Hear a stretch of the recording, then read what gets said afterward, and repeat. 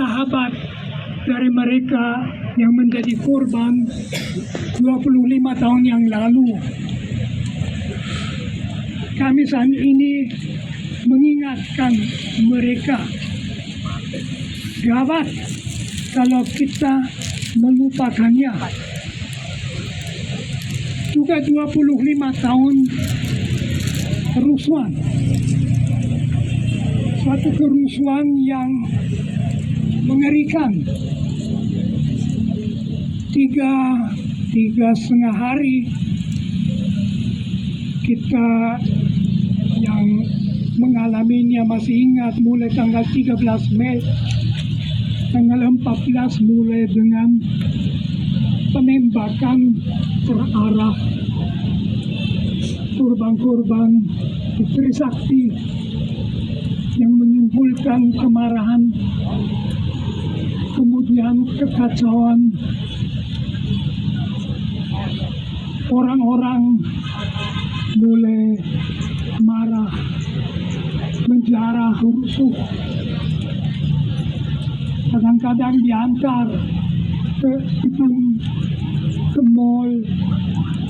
Satu mall kita ingat, Mall Jogja itu di Klember. Sesudah orang pada masuk, memang mau menjarah, pintunya ditutup, orangnya dibakar. Cukup mengerikan keganasan yang terjadi waktu itu. Teman-teman, yang menarik, akhirnya dari kerusuhan itu terwujud reformasi, dan itu karena para mahasiswa yang berdemonstrasi melakukan revolusi. Revolusi itu akhirnya menghasilkan sesuatu yang belum tercapai sebelumnya,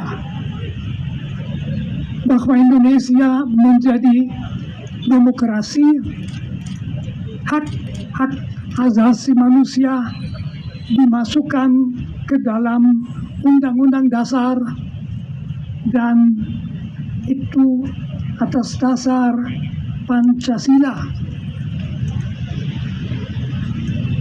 Saya masih ingat waktu itu orang khawatir betul Indonesia bisa pecah.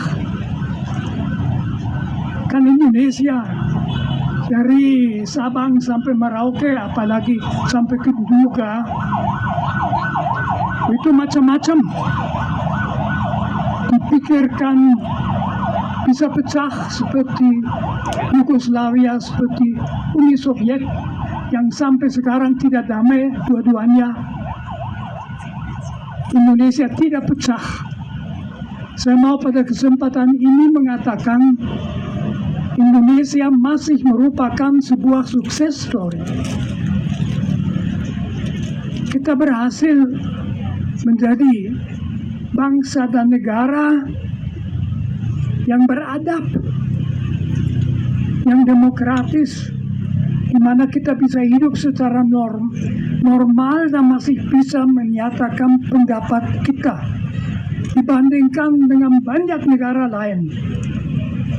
Akan tetapi, berapa banyak korban? Saya ingatkan saja 1948.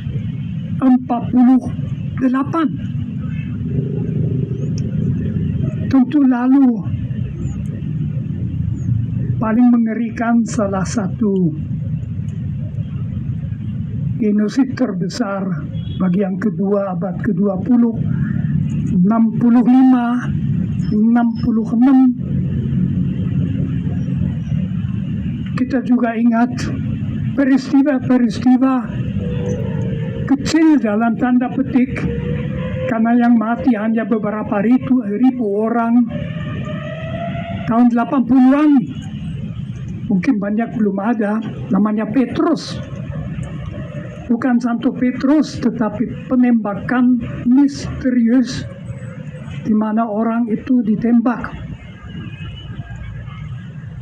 Mungkin gangster dan sebagainya ditembak begitu saja. Lalu tentu 1998.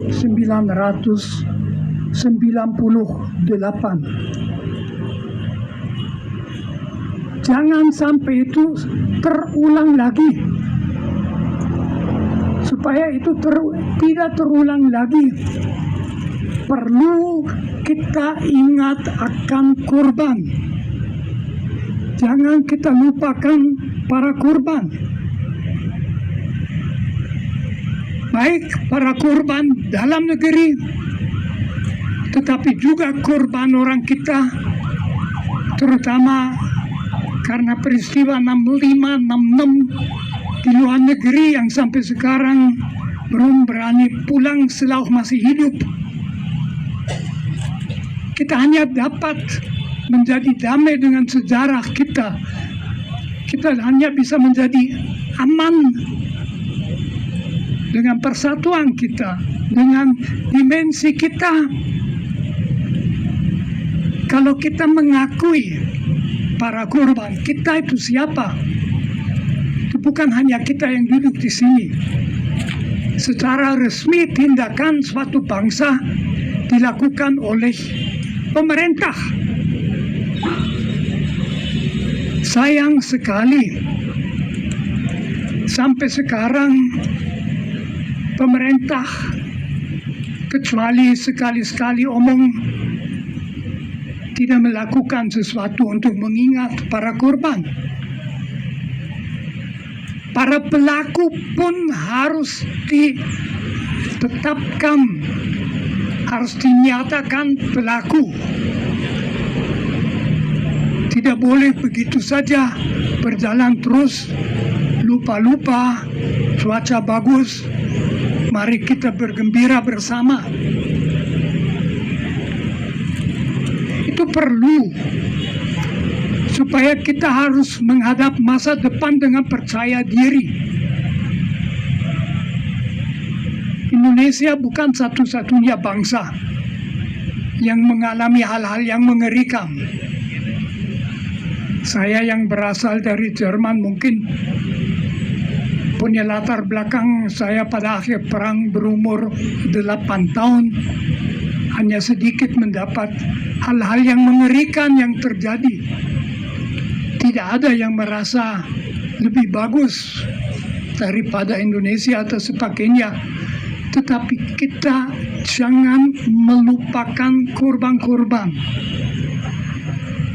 Jadi itu perlu supaya kita dapat menghadap masa depan dengan percaya diri. Semua pemerintah pasca reformasi gagal. Mereka tidak mengambil tindakan nyata apapun. Entah kena apa, entah tidak berani, entah malah karena ada yang terlibat dan sebagainya. Apa yang dapat kita harapkan dari pemerintah baru? Wallahu alam. Terima kasih.